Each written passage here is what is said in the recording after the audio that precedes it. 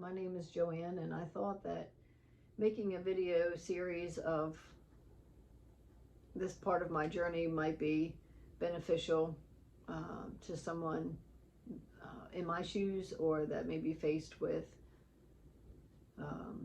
some medical choices and challenges that are orthopedic in nature. 12 years ago, I was an athletic trainer at a local high school football game when a host or a group of players traveled out of bounds and I got caught up in the play.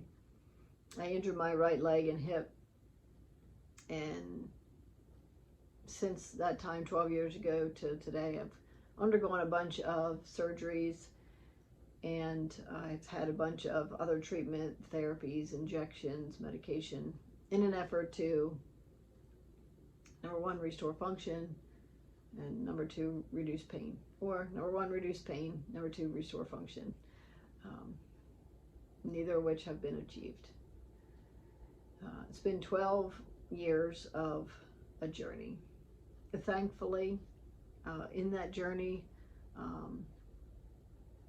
God's been with me every step of the way. And I'm so very thankful. I need to give glory to God in that for sure. At the beginning here, or at the beginning of this video. Certainly not the beginning of the journey, but it's important to me to share that. He sustained me and will continue to sustain me throughout this journey, whatever it may bring. But presently, I cannot walk without the use of crutches. And I would like to walk without crutches. That's been the goal for me the whole time, is to regain my ability to walk. Sure, I'd love to be an athlete, and I would love to be able to go back to life before 12 years ago, but I can't. And in some ways, I'm kind of thankful, because my faith has deepened, and I just am so richly blessed through this time, and my relationship has been strengthened. So outside of losing my ability to walk and living in pain every day, there's a lot of blessing. And I've met a lot of people along the journey so far in these 12 years that I would not have met otherwise. So I'm thankful. And if I've gone through this journey so far and had some type of a positive impact in someone's life, it's okay. So today is the day before what I would consider phase 2 of the journey, or step 2 in the journey. Tomorrow I go to New York City to meet again with a doctor or surgeon who performed a surgery for me 8 years ago. His name is Dr. Rosbrook, and he is at the hospital for special surgery, and he is at a service called the Limb Lengthening and Reconstructive Service. He is on the forefront of orthopedic medicine, in my opinion, my humble opinion. He does some incredible work for patients, and I'm humbled to have the opportunity to meet with him to discuss what options I might have in my future. I'll tell you what really has stimulated all of this, phase 2 or step 2, is that recently I saw a young lady walking on the beach and walking in the ocean. And I don't live far from the beach and ocean, and I haven't been able to get on the beach and ocean in quite some time due to my injury. And she was walking on the beach and in the water without her limb, without her leg. She had a prosthetic on.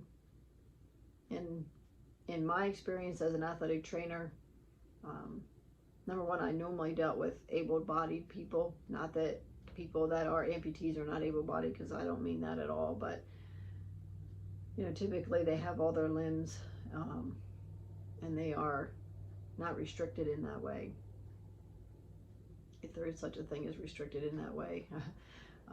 Again, it's my first video, and I have no practice at this, so bear with me as I try to explain. I don't have experience in dealing with patients that are amputees, and seeing this young lady walking on the beach in the ocean without her God-given leg inspired something in me to say, that's just amazing. That technology, her determination, the goals that she has, to be able to do those things. I mean, it's just miraculous in my opinion. And so I followed Dr. Rosbrook for a number of years. He posts his cases, like a before case picture, an x-ray, and then the completion photo, or at the end of their treatment photo. And you can kind of follow along with what has happened in their journey. And fortunately, I was able to see what she was dealing with and what her end result was. And she inspired me. And I hope that through this video and maybe subsequent videos, hopefully subsequent videos, that I can share my journey. And the question that I'm eager to research, dive into, get answers to is, would I be better to stay the way that I am? Or would it be better for me to allow them to take my leg? Would I be more able?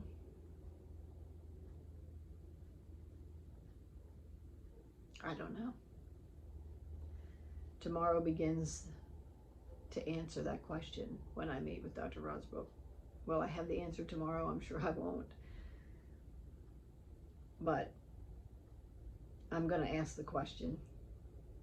And I'm so, again, humbled and so blessed to be able to have the opportunity to go and meet with him.